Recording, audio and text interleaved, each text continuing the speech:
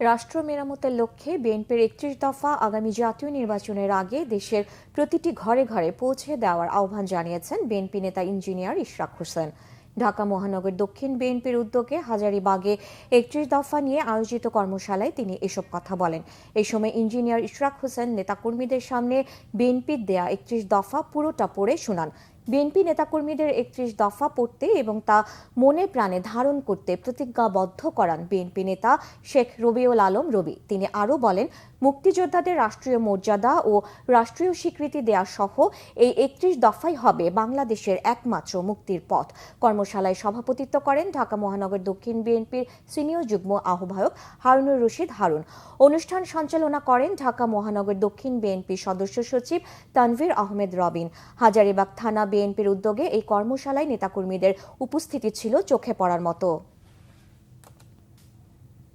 আমরা অতীতে যারা আন্দোলন সংগ্রামের মাধ্যমে স্বৈরাচারী ফ্যাসিস্ট হাসিনার পতনকে আমরা ঘটিয়েছি এবং আগামী দিনে জনগণের রাজনীতি করার জন্য আমরা আজকে আমাদের নেতা দেশনায়ক জনাব তারেক রহমানের নেতৃত্বে সুসংগঠিত হয়ে জনগণকে সংগঠিত করে আমাদের এই দফাগুলা হাজির করছি।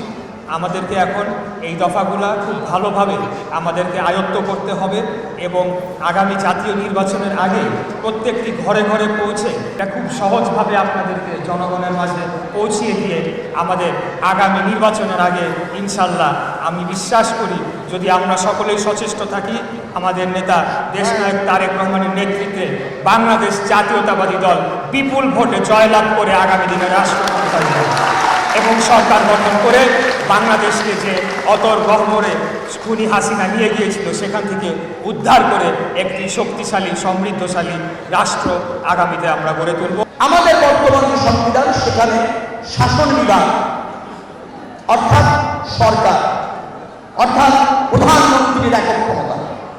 আমরা চাই প্রধানমন্ত্রী, ক্যাবিনেট, রাষ্ট্রের ৩টি বিভাগ, শাসন বিভাগ, বিচার বিভাগ, আইন বিভাগ স্বতন্ত্রভাবে ফাংশন করবে, সক্রিয়ভাবে ফাংশন করবে।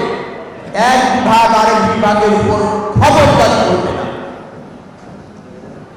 সমন্বয় করবে, জনগণের স্বার্থ রক্ষা করবে, মানবিক বাংলাদেশ গঠন করবে।